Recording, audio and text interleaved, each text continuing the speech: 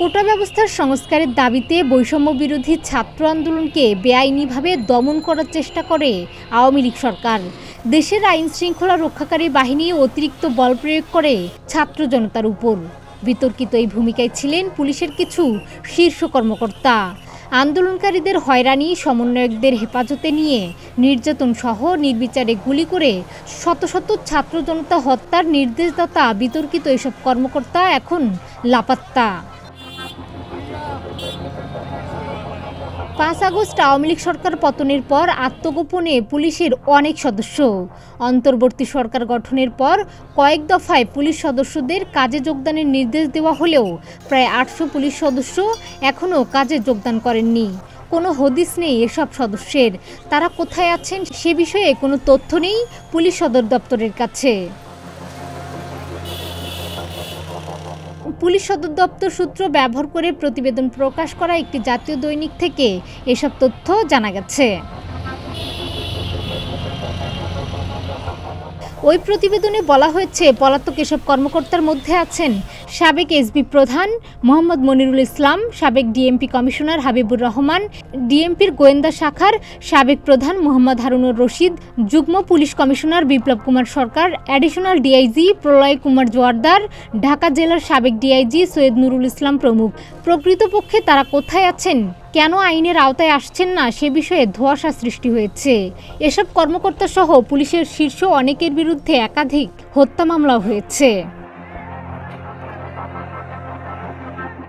এখন পর্যন্ত তৎকালীন আইজিপি চৌধুরী আবদুল্লাহ আল মামুন, সাবেক আইজিপি শহীদুল হক ও সাবেক ডিএমপি কমিশনার আসাদুজ্জামান মিয়াকে গ্রেপ্তার করা হয়েছে। অন্য শীর্ষ কর্মকর্তারা এখনও ধরাছোঁয়ার বাইরে। তাদের অবস্থান নিয়ে সামাজিক যোগাযোগ মাধ্যম ফেসবুকে নানা গুঞ্জন ছড়াচ্ছে। খোদ পুলিশের মধ্যেই আছে নানা আলোচনা।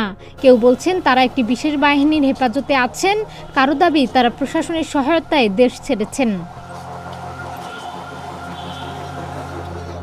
সংশ্লিষ্টরা বলছেন, সাম্প্রতিক বছরগুলোয় পুলিশে এক স্বচ্ছ প্রভাব ছিল সাবেক এসবি প্রধান মনিরুল ইসলামের। এসবির 15তম ব্যাচের এই কর্মকর্তার বাড়ি গোপালগঞ্জের মকসুদপুরে। সাবেক প্রধানমন্ত্রী শেখ হাসিনার আস্থাভাজন হওয়ায় পুলিশে অঘোষিত ডন ছিলেন তিনি। তার কথার বাইরে কোনো সিদ্ধান্ত নিতে পারতেন না তৎকালীন আইজিপি আবদুল্লাহ আল মামুন। অভিযোগ আছে, বৈষম্য বিরোধী আন্দোলন দমাতে পুলিশের কঠোর আওয়ামীপন্থী কর্মকর্তাদের নিয়ে দফায় দফায় বৈঠক ও দিক নির্দেশনা দিতেন মনিরুল ইসলাম। 5 আগস্ট বিকেলে পুলিশ সদর দপ্তর থেকে শীর্ষ যে কর্মকর্তাদের হেলিকপ্টারে নিরাপদ স্থানে নেওয়া হয় সেখানে ছিলেন মনিরুল ইসলামও। পরবর্তী সময়ে মনিরুল ইসলাম চাকরিচ্যুত হন। তার বিরুদ্ধে অন্তত 20টি হত্যা মামলার তথ্য পাওয়া গেছে। তবে এখনও লাপাত্তা তিনি। গুঞ্জন রয়েছে তিনি একটি বাহিনীর নজরদারিতেই আছেন। আবার এমনও শোনা যাচ্ছে তিনি দেশ ছেড়েছেন। আন্দোলনে সবচেয়ে বেশি প্রাণহানি হয়েছে ঢাকা মহানগরে।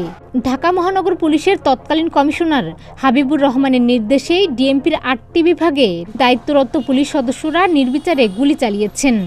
এসবি 17তম ব্যাচের এক কর্মকর্তার বাড়িও গোপালগঞ্জ সদরে। 5 আগস্ট বিকেলে তিনিও একটি বাহিনীর হেলিকপ্টারে পুলিশ সদর দপ্তর থেকে নিরাপদ স্থানে যান। এরপর থেকে তারও কোনো হদিস নেই। ডেস্ক রিপোর্ট, প্রতিদিনের বাংলাদেশ।